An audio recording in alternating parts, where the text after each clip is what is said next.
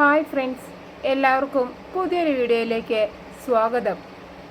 Jasmine സുശീലോട് പറയും, അവളെ കാണുന്നില്ലല്ലോ ആൻറ്റി, അവളെ എത്രയും പെട്ടെന്ന് ഷോക്ക് അടിച്ച് കാണാനാണ് ഞാൻ ആഗ്രഹിക്കുന്നത്. അപ്പോൾ അവളൊന്ന് ചാകുമല്ലേ? പിന്നെ ഞാൻ എന്തിനാ ആൻറ്റി ഈ പെടാപാടൊക്കെ പെട്ടത്? അപ്പോൾ സുശീല പറയും, ഇത് ഒരു ദൈവിക സന്നിധിയല്ലേ, അവളാണെങ്കിൽ ഒരു മഹാഭക്തയും. ഇനി ചിലപ്പോൾ തക്ക സമയത്ത് ദൈവം വന്ന് അവളെ സഹായിച്ചാലോ? അപ്പോൾ ജാസ്മിൻ പറയും, ഒരു ദൈവവും അവളെ രക്ഷിക്കാൻ വരില്ല, അവളെ ഷോക്കേറ്റ് മരിക്കുന്നത് ആൻറ്റി കണ്ടോ?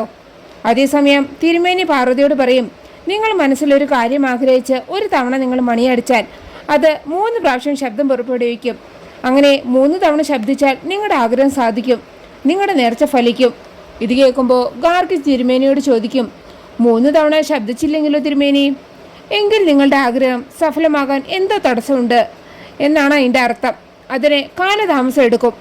അപ്പോൾ പാർവതി മനസ്സിൽ പറയും, ദൈവമേ, ഞാൻ മണിയടിക്കുമ്പോൾ 3 പ്രാവശ്യം ശബ്ദിക്കണേ. പിന്നെ തിരുമേനി അവർക്ക് മണി കാണിച്ചു കൊടുക്കുകയാണ് കേട്ടോ. അവിടെ ജാസ്മിനും സുശീലയും നിൽക്കുന്നുണ്ട്. അപ്പോൾ പാർവതി ചോദിക്കും, നിങ്ങൾ എന്താ ഇവിടെ നിന്നത്? അപ്പോൾ ജാസ്മിൻ പറയും, സുശീൽ ആൻറ്റിക്ക് ഈ മണി കാണാൻ ഒരു വ്യഗ്രത, അതാ ഞാൻ ആൻറ്റിയെയും കൊണ്ട് ഇങ്ങോട്ട് വന്നത്. അപ്പോൾ ഗാർഗി ചോദിക്കും, എന്താ ജാസ്മിൻ, മണിയടിച്ച് നേർച്ചയൊന്നും നടത്തുന്നില്ലേ? എന്തെങ്കിലും ആഗ്രഹമൊക്കെ മനസ്സിൽ വിചാരിച്ച് മണിയടിച്ച് നോക്ക്. അപ്പോൾ ജാസ്മിൻ പറയും, ഞാൻ എന്തിനാണ് ഗാർഗി മണിയടിക്കുന്നത്? പാർവതി എന്തെങ്കിലും മനസ്സിൽ വിചാരിച്ച് മണിയടിച്ചാൽ തന്നെ എൻ്റെ ആഗ്രഹം നടക്കും. അപ്പോൾ ഗാർഗി പറയും, അതെങ്ങനെയാണ് ജാസ്മിനെ പാർവതി മണിയടിച്ചാൽ നിൻ്റെ ആഗ്രഹം സാധിക്കുന്നത്? അപ്പോൾ ജാസ്മിൻ പറയും, പാർവതി നമ്മുടെ കുടുംബം തന്നെ ഉദ്ദേശിച്ചല്ലേ പ്രാർത്ഥിക്കുന്നതും നേർച്ച നേരുന്നതൊക്കെ, അപ്പോൾ അതിൻ്റെ ഗുണം എനിക്ക് ഇവിടെ ഉണ്ടാകില്ലേ? അതാ ഞാൻ ഉദ്ദേശിച്ചത്. അപ്പോൾ ഗാർഗി പറയും, അതിനെ നീ ഞങ്ങളുടെ കുടുംബത്തിലെ അംഗമൊന്നും അല്ലല്ലോ.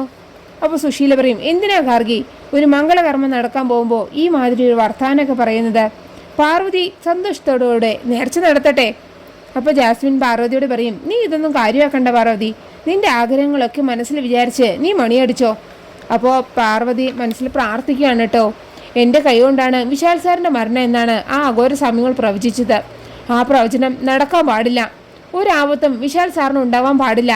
ജീവിതാന്ത്യം വരെ വിശാൽ സാറിനെ സംരക്ഷിക്കേണ്ടവളാണ് ഞാൻ. ആ എന്നെ കൊണ്ട് ഒരു പാപവും ചെയ്യിക്കല്ലേ ഭഗവാനെ എന്നൊക്കെ കരഞ്ഞു പറഞ്ഞ് പ്രാർത്ഥിക്കുകയാണ്.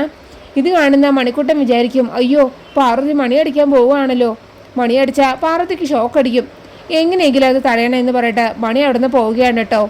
അതേസമയം പ്രതാപൻ മുത്തശ്ശ എന്ന് വിളിച്ചുകൊണ്ട് ശേഖരൻ്റെ മുറിയിലേക്ക് വരികയാണ്. ആ സമയം ശേഖരൻ വിഗും താടയൊക്കെ ഉരുവെച്ച് കുളിക്കാൻ പോയിരിക്കുകയാണ് കേട്ടോ. കുളി കഴിഞ്ഞ് വന്ന ശേഖരൻ പ്രതാപൻ റൂമിൽ നിൽക്കുന്നത് കണ്ട് ഇനി എന്ത് ചെയ്യുമെന്ന് ആലോചിക്കുകയാണ്. എന്നിട്ട് തലവഴി ടർക്കി ഇട്ടിട്ട് ഒന്നും അറിയാത്ത പോലെ റൂമിലേക്ക് വരികയാണ് കേട്ടോ. എന്നിട്ട് എങ്ങനെയെങ്കിലും ഇവന് പുറത്താക്കാൻ ഒരു വഴി കാണിച്ചു തരുന്ന ഈശ്വര എന്ന് മനസ്സിൽ പ്രാർത്ഥിക്കുകയാണ്. എന്നിട്ട് പ്രതാപനോട് ബാഗിൽ നിന്ന് ഒരു മുണ്ടെടുത്ത് തരുമെന്ന് ചോദിക്കുകയാണ് കേട്ടോ.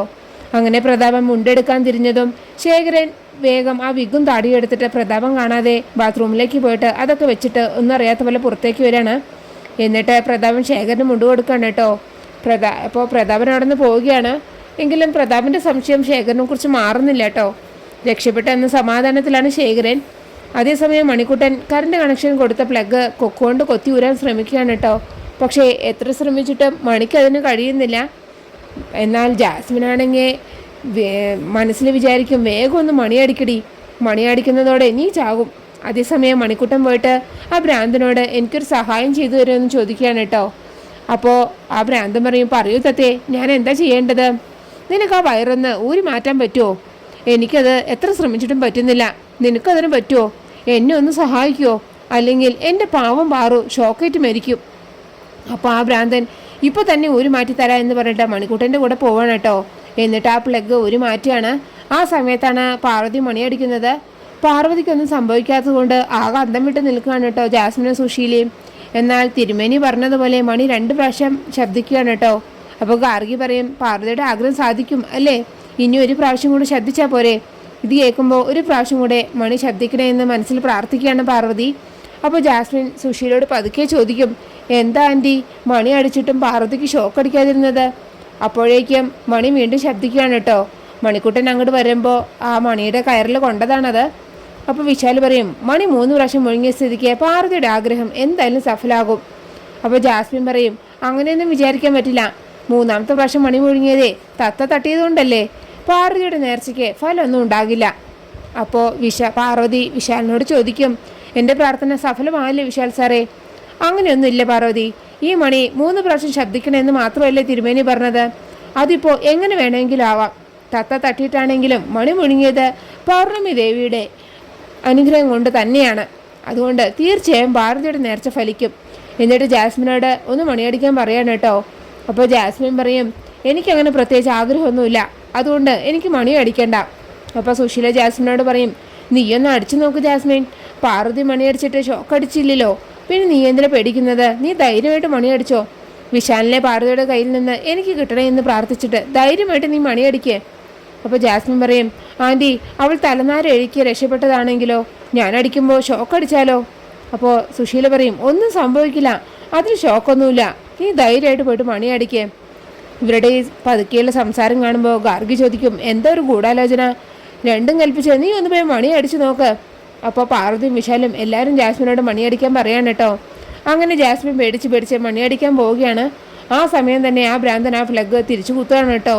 അങ്ങനെ ജാസ്മിൻ മണിയടിച്ചതും ജാസ്മിന് ഷോക്ക് അടിക്കുകയാണ്. അതുകൊണ്ട് എല്ലാവരും ഞെട്ടി നിൽക്കുകയാണ് കേട്ടോ. എന്നിട്ട് വിശാൽ പോയിട്ട് ആ ഭ്രാന്തൻ്റെ കയ്യിൽ നിന്ന് വടി കൊണ്ടുവന്ന് ജാസ്മിൻ അടിച്ചു വീഴ്ത്തുകയാണ്.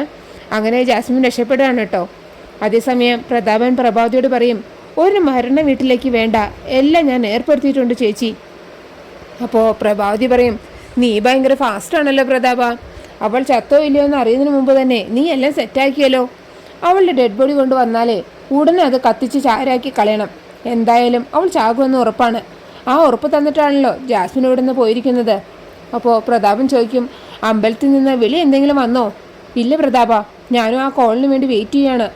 അവൾ ചത്തു എന്ന് അറിയുന്ന നിമിഷത്തിന് വേണ്ടിയുള്ള കാത്തിരിപ്പിലാണ് ഞാൻ. എന്തായിരുന്നു അവളുടെ ഒരു അഹങ്കാരം? ഇന്ന് അതെല്ലാം പട്ടടയിൽ എരിഞ്ഞു തീരും. അപ്പോഴാണ് ജാസ്മിനും സുശീലും കൂടെ അവിടേക്ക് കയറി വരുന്നത് കേട്ടോ. ജാസ്മിനെ കാണുമ്പോൾ പ്രഭാവതി ചോദിക്കും, എന്താ ജാസ്മിൻ, നീ ഈ കോലത്തിൽ, നിനക്ക് എന്താ സംഭവിച്ചത്? അപ്പോൾ ജാസ്മിനും സുശീലയും ഒന്നും മിണ്ടാതെ നിൽക്കുകയാണ് കേട്ടോ. അപ്പോഴേക്കും അവിടേക്ക് ഗാർഗി വരികയാണ്.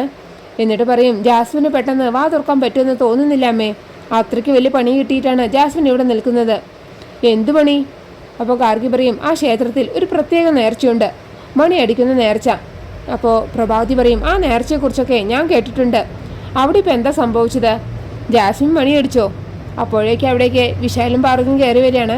എന്നിട്ട് വിശാൽ പറയും, ആദ്യം മണിയടിച്ചത് ഞാനും പാർവതിയാണ് അമ്മേ. ഞങ്ങളൊരു മണിയടിച്ചപ്പോൾ അത് 3 തവണ കൃത്യമായിട്ട് ശബ്ദിച്ചു. അത് കണ്ടപ്പോൾ ജാസ്മിനും വാശിയായി. ജാസ്മിനും ആ മണിയടിച്ചു. പക്ഷേ സംഭവിച്ചത് ഇതാണ്. അപ്പോൾ ജാസ്മിൻ പറയും, ഞാനായിട്ട് മണിയടിച്ചതൊന്നുമല്ല, ഈ സുശീലാൻ്റിയും ഇവരൊക്കെ കൂടെ നിർബന്ധിച്ച് എന്നെ കൊണ്ട് മണിയടിപ്പിക്കുകയായിരുന്നു. അപ്പോൾ പ്രതാപൻ പറയും, എന്തൊക്കെയായി പറയുന്നത്? മണിയടിച്ചാൽ ഈ കോലാകുമോ? അപ്പോൾ സുശീല പറയും, ആ മണിയിലെ ഷോക്ക് ഉണ്ടായിരുന്നു. ജാസ്മിൻ അതടിച്ചപ്പോൾ ജാസ്മിന് ഷോക്കേറ്റു. എന്നിട്ട് ഉണ്ടായതെല്ലാം സുശീല അവരോട് വിശദീകരിച്ച് പറഞ്ഞു കൊടുക്കുകയാണ്. അപ്പോൾ പ്രഭാവതി മനസ്സിൽ പറയും, താൻ കുഴിച്ച കുഴിയിൽ താൻ തന്നെ വീണുവല്ലേ ജാസ്മിനെ? എന്നാൽ ജാസ്മിൻ മനസ്സിൽ വിചാരിക്കും, നിനക്ക് ഒടുക്കത്തെ ആയുസാണല്ലോ പാർവതി, മുറിച്ചിട്ടാൽ മുറി കൂടുന്ന ഇനമാണല്ലേ നീ. രക്ഷപ്പെട്ടെന്ന് നീ കരുതണ്ട, ഇനി അവസരം വരും, അന്ന് ഞാൻ നിന്നെ കൊന്നിരിക്കും. അപ്പോൾ പാർവതി ജാസ്മിനോട് പറയും, നിനക്ക് നല്ല ക്ഷീണം കാണും ജാസ്മിൻ, ചൂടുവെള്ളത്തിലൊന്ന് കുളിച്ചിട്ട് നന്നായി ഒന്ന് കിടന്നുറങ്ങ്.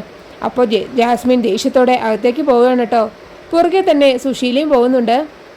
അപ്പോൾ വിശാൽ പറയും, പാവം, ആരോ ചെയ്തതിന് അനുഭവിച്ചത് ജാസ്മിനാണ്. അപ്പോൾ പാർവതി പറയും, ജാസ്മിന് എന്തോ വലിയ കഷ്ടകാലം വന്നതാണ്, അത് ഇങ്ങനെ അങ്ങ് നീങ്ങിയെന്ന് കരുതിയാൽ മതി. ജാസ്മിന് വേണ്ടി ഞാൻ ഉദയനോരമ്മയോട് പ്രാർത്ഥിക്കാമെന്ന് പറഞ്ഞിട്ട് പാർവതി വിശാലിനെയും കൂട്ടി മുകളിലേക്ക് പോവുകയാണ്. പുറകെ തന്നെ ഗാർഗിയും പോകുന്നുണ്ട്. പാർവതിക്ക് ഒന്നും സംഭവിക്കാത്തതിൻ്റെ ദേഷ്യത്തിൽ നിൽക്കുകയാണ് പ്രഭാവതിയും പ്രതാപനും. അങ്ങനെയാണ് എപ്പിസോഡ് അവസാനിക്കുന്നത്. നിങ്ങൾക്ക് എൻ്റെ റിവ്യൂ ഇഷ്ടം മറക്കാതെ എല്ലാവരും ലൈക്കും സബ്സ്ക്രൈബും തന്ന് എന്നെ ഒന്ന് സപ്പോർട്ട് ചെയ്യണേ പ്ലീസ്.